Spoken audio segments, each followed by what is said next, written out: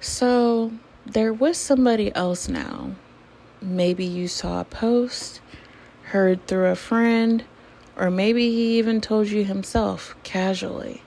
Oh man, that one hit home hard, you guys, because I've been there. Okay?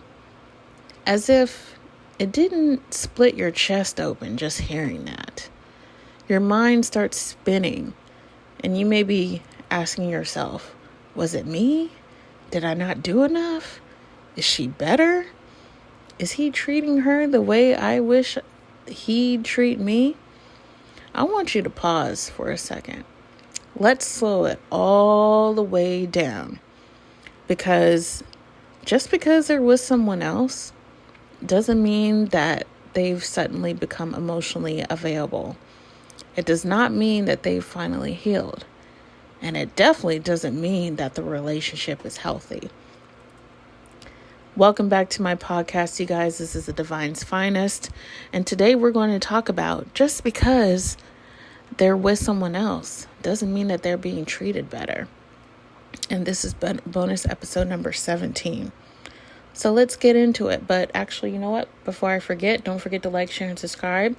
And if you guys are ready to get out of this vicious cycle, check out my Decentering Men Journal, okay? It has 28 days worth of prompts. It has a ritual to help calm that nervous system down within you and to start becoming a baddie and a badass like you are. Just saying. Okay? So check that out. Link is in the description below.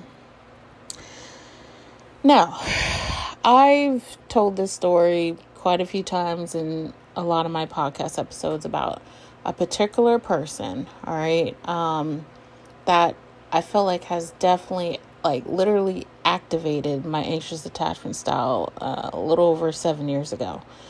Okay, now I'm getting into this because I want you guys to know that I can relate to you guys, because I have been through this before, where I've had this particular person, I was in a situationship with this person on and off for about 7 years.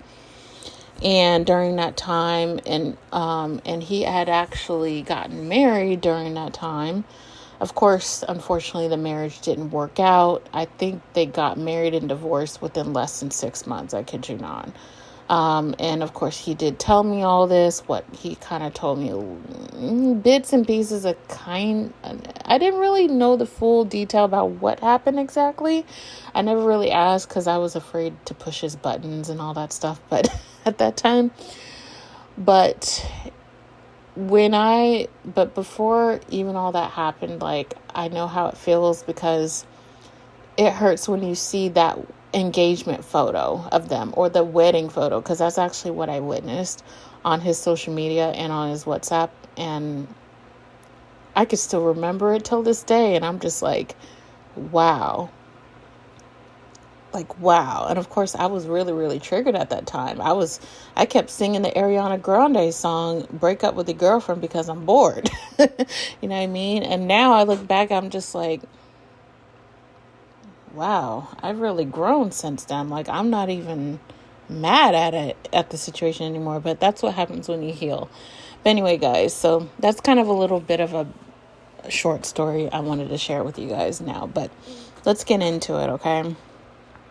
So we often confuse presence with progress. Just because they're physically present in another relationship doesn't mean that they've done the emotional labor they avoided with you. In fact, people who hop into new relationships quickly are often trying to skip their healing process altogether. So she might be the distraction, the placeholder, the comfort zone, not the solution. And yet here you are, telling yourself stories about their better connection, when the truth is you were the one who held up the mirror. You were the one who made them confront parts of themselves they weren't even ready to heal. That was not a loss. That was actually a gift. You were the awakening, but not everyone wants to wake up. What looks like moved on might actually be I need someone else to silence the discomfort I felt when I was with you. You triggered growth, and growth is uncomfortable. She might not challenge them. She might let the bare minimum slide. She might not even be aware of the red flags you picked up on.